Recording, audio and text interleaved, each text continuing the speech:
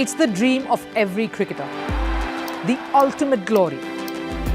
Few manage to keep their date with destiny. But for many, it's been heartbreaks and a cross to bear.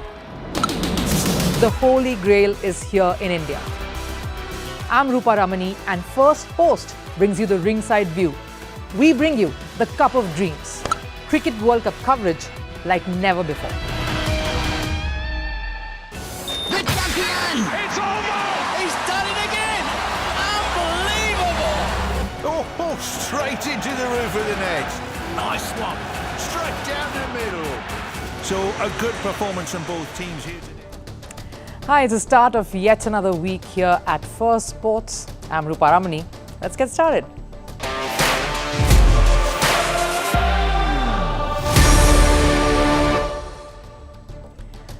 I'm back in Delhi after a weekend in Lucknow. That left us with some wonderful memories and tummies full. And today lined up for you is a heavy dose of sporting tradition.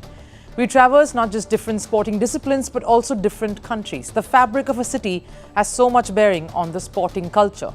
The city of Nawabs, as they say, which is Lucknow, has given birth to some princely cricketers. And we tried to explore some of the historic parts of the city. And speaking of history and culture, South Africa has a robust one for rugby. That team and sport is one of the most popular, iconic sentiments of the country. Who are the legends to have made this sport what it is today? A rich tradition to definitely get inspired by. All that and more lined up in the show, but first, let's take a look at what's making all the headlines in Sports 360. The controversial kissing scandal that rocked Spanish football has taken a decisive turn. Spain's former football chief Luis Rubiales has been banned by FIFA for 3 years.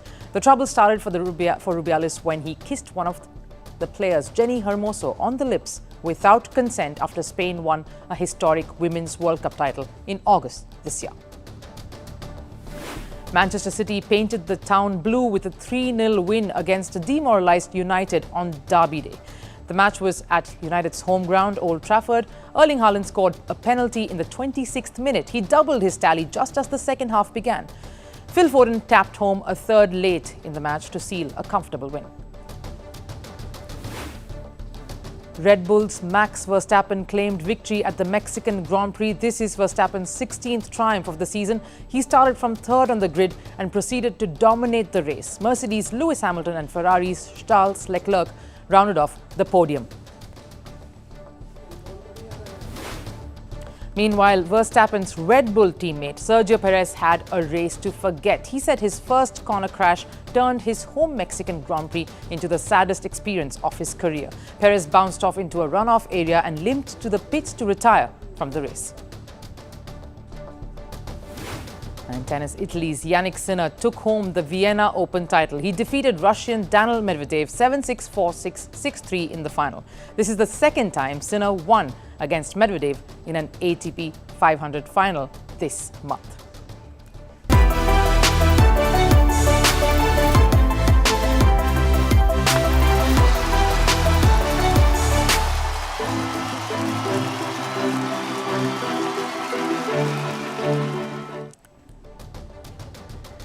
Now, it's been a hectic, fun whirlwind of a weekend in Lucknow. And the one thing that is ringing out clear from the city is the dominance of the Indian cricket team as the strongest contender at the World Cup. England was already coming into this encounter low on confidence, form, and looking for some fortune to turn things around after lifting the drooping shoulders. But India plunged and pulverized the English side, and that is to put it mildly. On a track that truly tested the batters, India put to bat first, rustled up a modest yet challenging total of 229 runs. Skipper Rohit Sharma led from the front in one of the best knocks of his bat in the tournament so far. He was timing it clean, going aggressive when the time was right and slowing down his pace but keeping it steady when a couple of wickets fell. One of the two inclusions from the last game, Surya Kumar Yadav, played a sparkling cameo towards the end. He was pivotal in India reaching a respectable total that you knew they'd come out hard defending. England batters in response just could not show any similar notes of patience or application as the Indian batters did, as few went back in a hurry or to shots that were questionable. Some of the wickets just held pure brilliance, like Jasprit Bumrah's first delivery to Joe Root to dismiss him, or Kuldeep's wicket-taking delivery to send back Jos Buttler. Mohammad Shami returned with solid figures of 4 for 22, keeping that momentum he hit in the Dharamshala game and proving to be a key contributor in the attack for the World Cup campaign. The Indian bowling unit is truly looking very dangerous. England, on the other hand, would have to be extremely dejected by the way things are panning out for them. They are languishing at the bottom of the points table and run the risk of not qualifying for the Champions Trophy in 2025. The top 8 teams in this tournament automatically qualify for the Champions Trophy, scheduled to be held in Pakistan.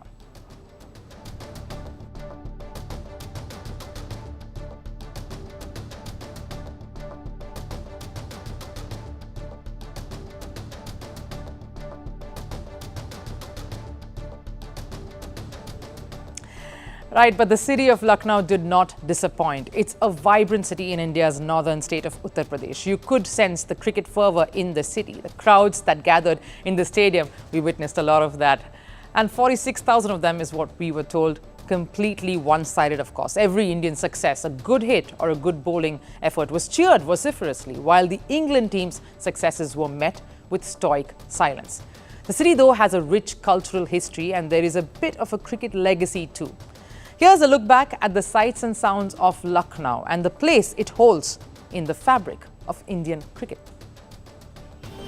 After taking you to the pious southern city of Chennai, the foodie Ahmedabad, the peaceful, cool and calm Dharamshala, we are now in the regal, culturally rich cricket hub of the north.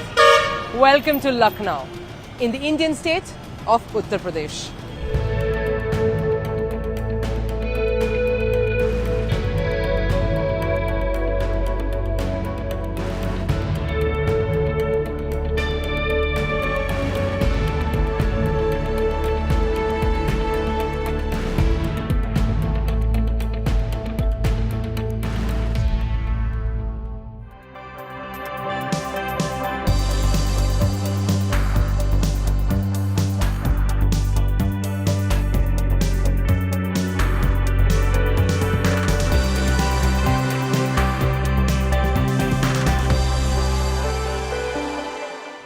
Now, according to popular legend or myth, Lord Ram in Ramayana, the king of Ayodhya, is said to have gifted this very city to his younger brother Lakshman after he defeated Ravan in Sri Lanka and completed his exile.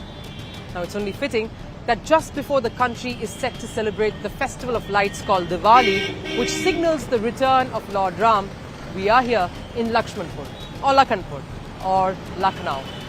The city is vibrant, loud, noisy. It has its own character that is an amalgamation of not just its very own history that's all on these walls, but also that of being colonized by the British in parts of the state.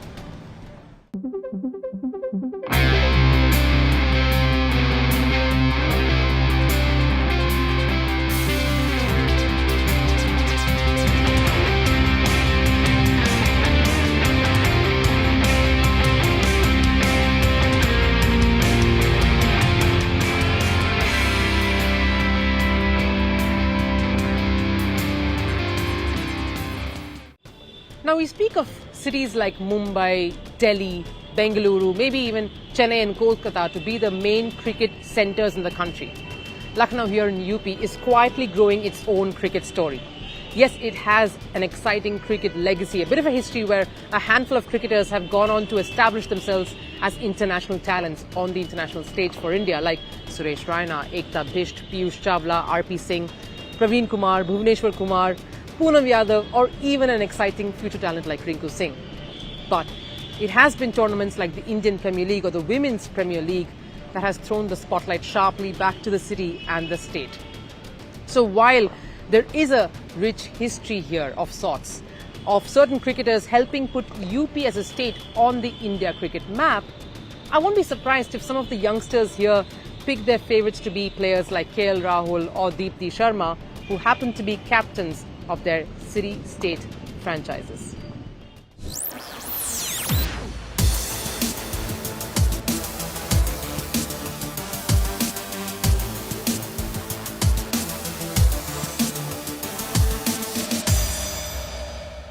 Welcome KL Rahul in Lucknow again. He is like captain of Lucknow Super Giants. I'm happy to see here in the home stadium representing India in this World Cup. Actually from Lucknow we are talking about KL Rahul. KL Rahul is the captain and he is the idol of many. So youngsters look towards him and they try to be like him. We have Suresh Raina, the great. He was a student of sports college, and we have RP Singh. So these are the cricketers who have done very great, good job for the country.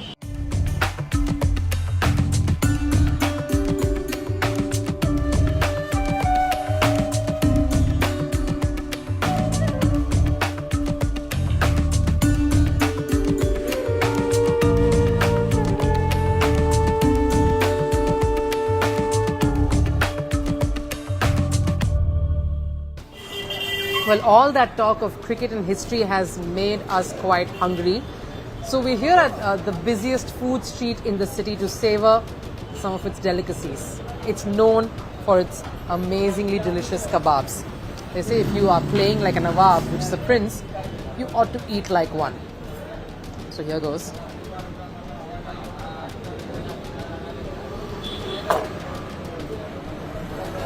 The popular saying is, मुस्कुराइए कि आप लखनऊ में हैं. Just smile. You're in the city.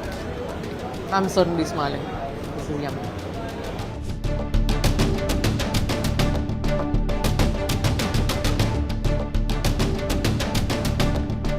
Well, after all of that delicious food, we had to come out for a walk. And I picked the perfect spot. We're at the banks of the river Gomati. It's serene, calm, quiet here. Well, it sort of reminds me of one person in that Indian lineup.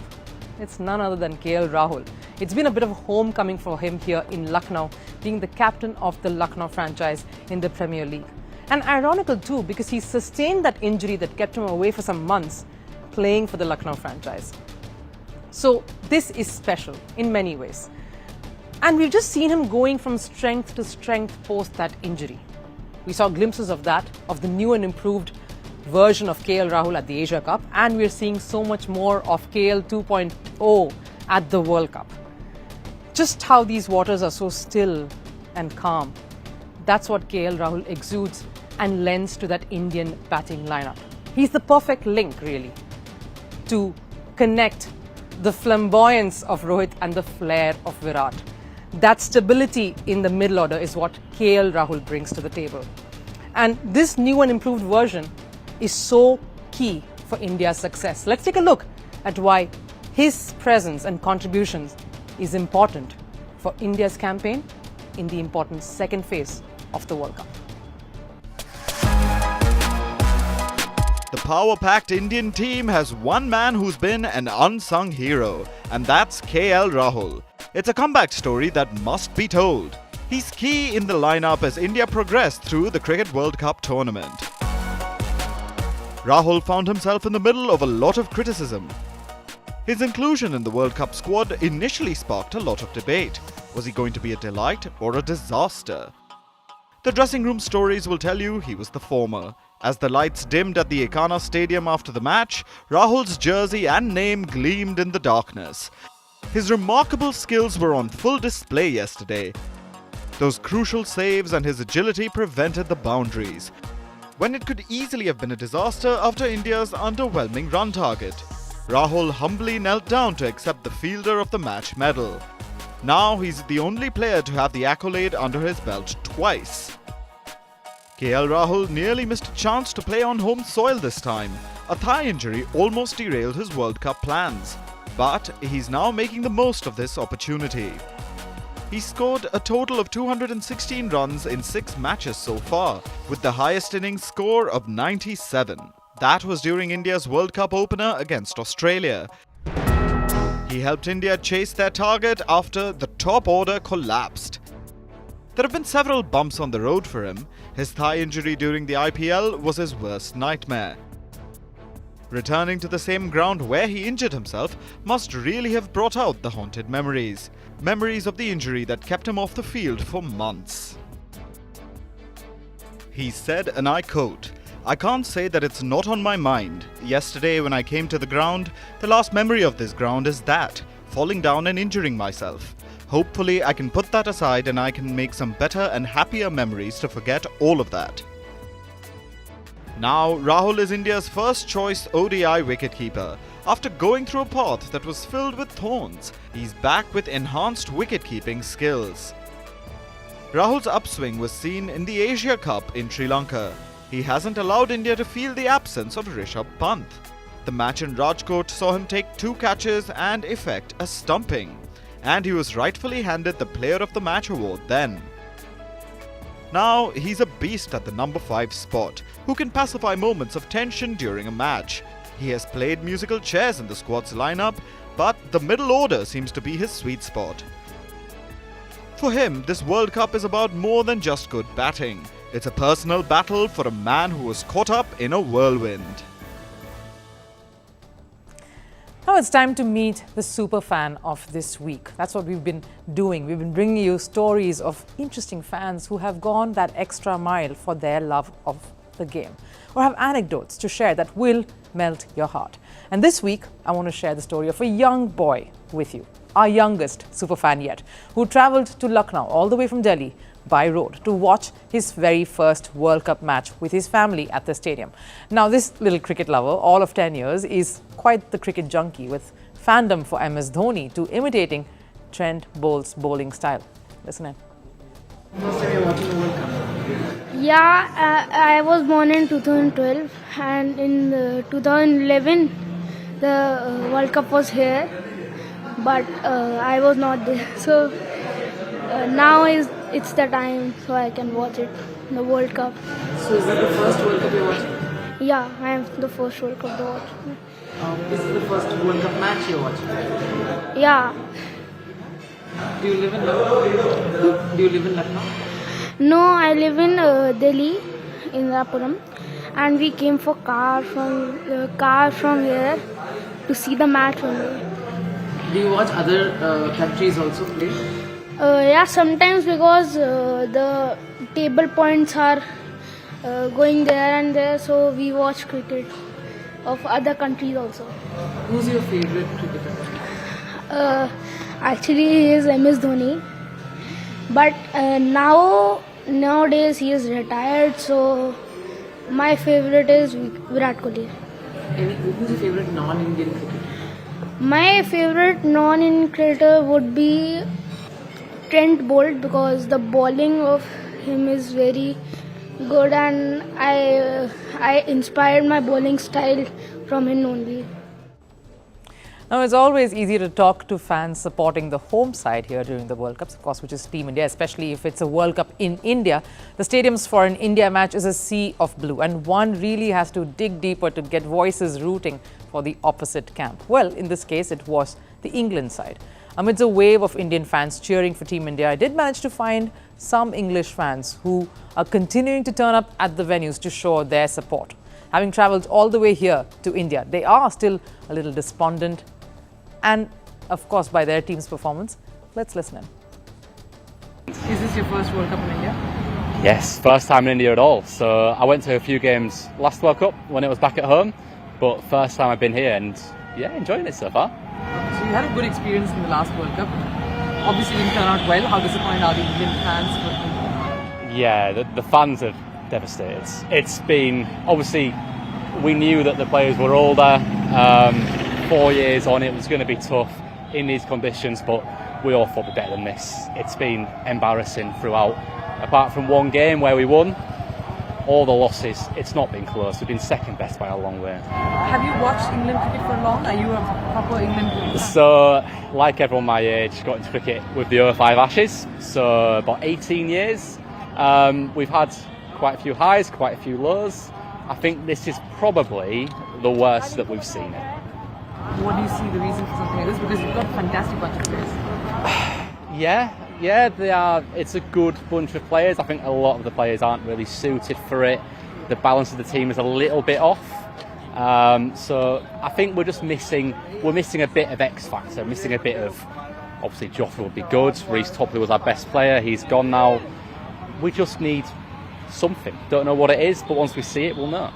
So we've come from Liverpool in England to watch England today in Lucknow. we're hoping for a better game. I think it's going to be not very tight. I think it'll be an easy win for India. But here's the hope in a close game. Ben Stokes century. Now, even as we are witnessing the England cricket team struggling to defend their Cricket World Cup title, there's one team who did it successfully this weekend. The South African men's rugby team, the Springboks, they beat one of their biggest rivals, New Zealand, to pocket a record 4th World Cup title.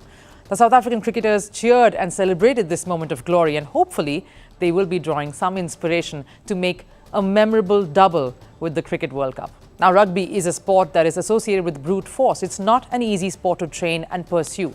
It's a battle of wills. If you saw the Rugby World Cup, you'll know exactly what I'm talking about. But this sport in South Africa has a rich tradition and history. Here's a look at the people who contributed to making the Springboks one of the most popular sporting sides in the world.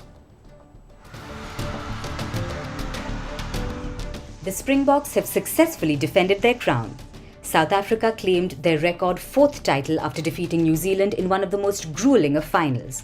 The two rivals met at the Stade de France this weekend, and it resulted in a memorable victory for South Africa. Emotions ran high after the Springboks took out the All Blacks. They cruised to a 12-11 win against a team known for its rugby royalty. It's definitely the numerical advantage that came into play. New Zealand were brought to a 14-man squad after the All Blacks captain Sam Cane received a red card in the game. But despite that, it was a valiant effort by the Kiwis. Super proud of the boys. We gave it our all. They counted us out at the beginning of the tournament after our loss to France, but we came back. Proud of the boys so far. Shit riffing, but we done well. But it wasn't just the shortcomings from the opponent that led the Springboks towards victory. Andre Pollard kicked 4 penalties, and Peter Steph Dutoy displayed a masterclass that has surely cemented his position as a Springboks legend. He made a remarkable 28 tackles along with some crucial breaks in attack. Today, South Africa is unarguably the most dominant rugby nation. Despite inconsistent performances, they have proved why they are the #1 rugby team in the world.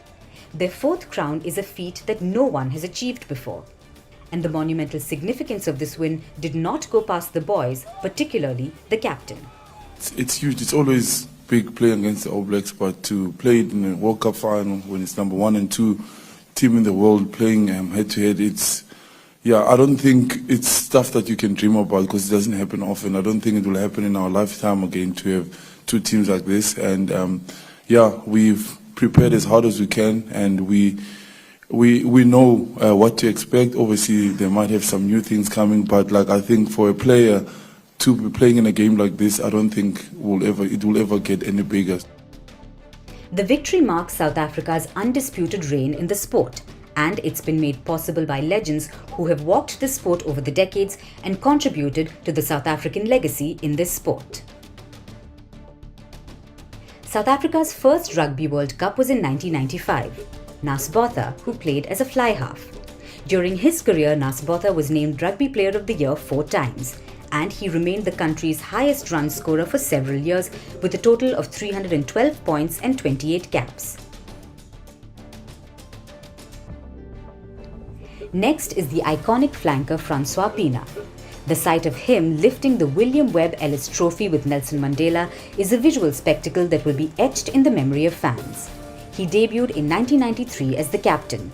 He capped 29 times, with him captaining the team in all of them. He retired from international rugby in 1996. The stint was short, but the impact long-lasting. Chester Williams is one more name who deserves a special mention. He was the first non-white member of the 1995 rugby team. Chester is a symbol of the rugby realm who is seen as a unifying force for a country that reeled under the apartheid phase. He made his debut in 1993 against Argentina at the age of 23. Chester has secured a total of 27 caps in his international career. While these are some legends who have proved to be pivotal for the growth of the sport, Mark Andrews, Brian Habana, Jean de Villiers are some of the other key contributors that have helped the sport and the Springboks to inspire hope and continue to strengthen the roots of this sport in the country.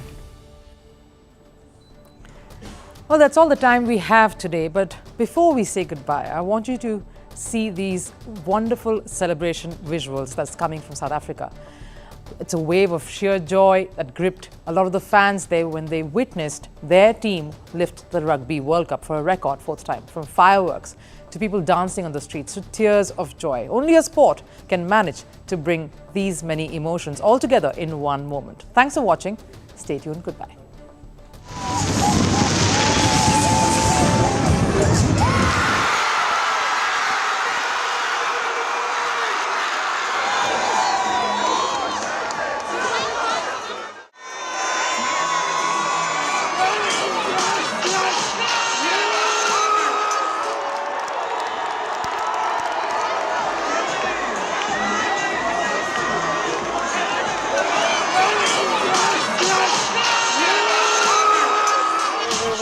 Go, go, go, go.